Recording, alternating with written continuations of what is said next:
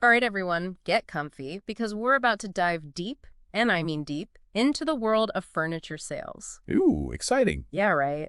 So you all sent us a bunch of stuff from RoleCatcher.com. They have that cool career guide, Furniture Specialized Seller article, I've heard of that. and then some really interesting pieces on how to totally crush your interview prep and even a bit about AI in the job market.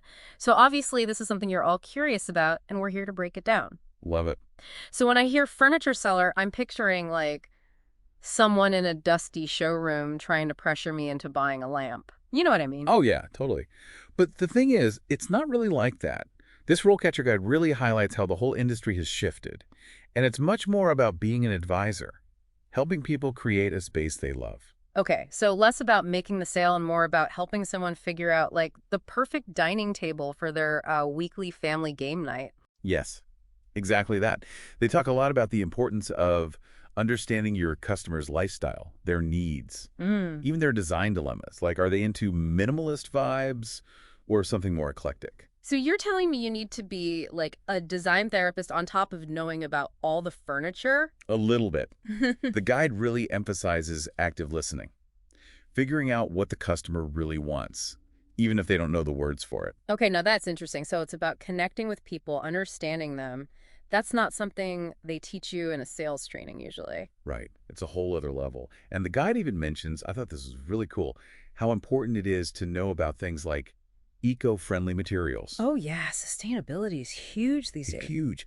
People care about that more and more, and it makes sense. If you're bringing something into your home, you want to know where it's from. So not only do you have to know the difference between like an ottoman and a footstool, you've got to be up on sustainable bamboo fabric too.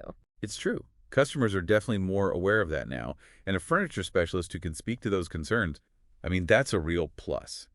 Imagine reassuring a customer that their new sofa is both stylish and ethically sourced. That's Yeah. powerful. Okay, I'm getting it. But let's say this isn't just a job, right? Let's say you're thinking long-term career goals. What's the path look like in furniture sales? So the role catcher source, it actually lays out a pretty clear trajectory. You often start with an entry-level position like a sales assistant. You're learning the ropes, getting that hands-on experience. Makes sense.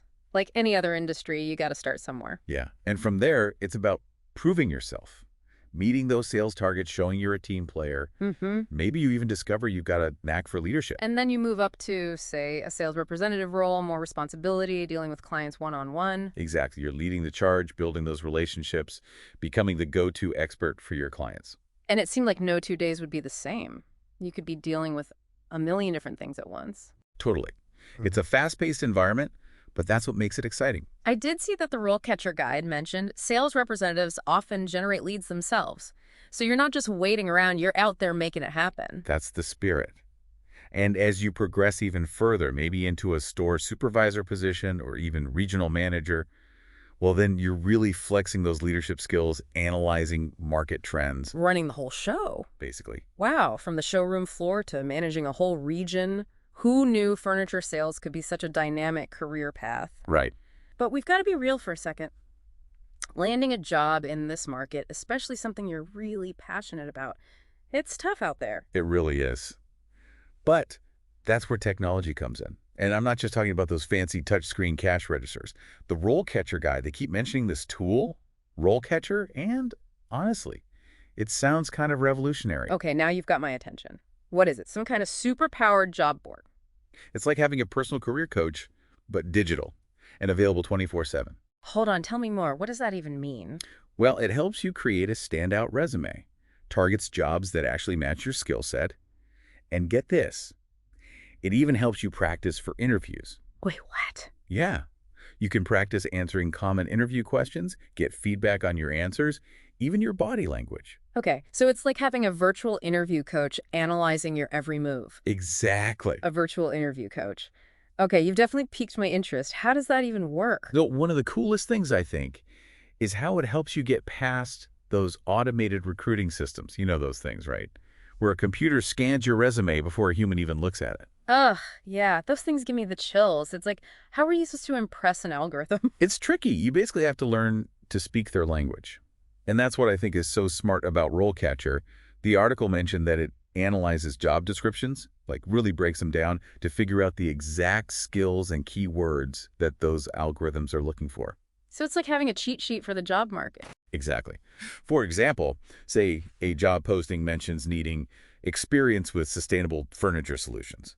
RoleCatcher might suggest you tweak your resume to really highlight that time you helped customers navigate eco-friendly upholstery options. So you're making the connection for the algorithm, even if it's subtle. Exactly. It's all about those little details. Okay, that's super helpful. But what about the actual interview? Any tips for, like, rocking that part? Of course.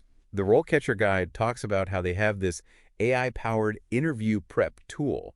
You practice answering common interview questions, but in a realistic setting. So it's not just, like, giving you a list of questions. It's an actual simulation. Yeah, like a simulation. And get this, it even gives you feedback on your body language, like are you making eye contact, are you fidgeting, and also your tone of voice. Whoa, that's wild. I've never heard of anything like that before. Me neither, but I can see how helpful it would be. Totally. It's like having a secret weapon going into an interview. You've practiced everything beforehand, worked out all the kinks. Exactly. You can walk in feeling so much more confident and prepared. For sure. I mean, honestly, this RoleCatcher thing, it sounds like a complete game changer. And not even just for furniture sales, but any job, really. I know, right? It's like having this whole toolkit of resources right at your fingertips. But even with the best tools, the guide really emphasizes that you need to understand yourself, your own strengths. That makes sense. You got to know what you bring to the table. Absolutely. And what they talk about, which I thought was interesting, is figuring out your skills gaps. Skills gaps. Yeah, like it's not enough to know what you're good at. You also need to be honest with yourself about the areas where you could use some improvement. Oh, so like maybe you're amazing at closing a sale, but you struggle with organization or something like that? Exactly. Mm-hmm. And once you've identified those gaps, you can start to actively work on them. Maybe it means taking a class or shadowing someone more experienced. I like that. It's all about taking control of your own career journey, not just waiting for things to happen. 100%. And I think that's what makes a great furniture specialist, or really anyone successful in their career, that drive to constantly learn and grow. And that really ties into like the company culture, right? Some places are all about those big, bold statement pieces, and some are more about, like you said, handcrafted, unique finds. Totally.